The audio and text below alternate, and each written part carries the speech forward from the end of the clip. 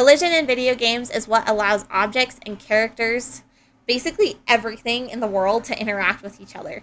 If something does not have collision, then it's basically like an invisible ghost, and it will just fall through the floor and just fall through the space forever and ever and ever.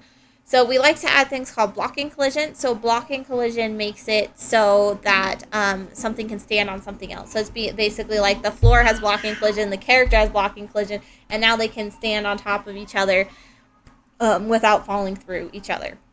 Overlapping collision, so that's when we don't really want it to be blocked necessarily, but we want to use it as a collision check. So maybe we want to see, did the character enter the house? So is the character's collision overlapping with the house's collision? And if it is, then we know that we can do something. Like maybe we can like trigger an event that only happens in the house. Or maybe we want to see if an enemy is in range to attack. So we want, and it's a melee attack. So we want to see, is the character's collision overlapping with the enemy's collision? Then they are able to actually attack and actually hit them.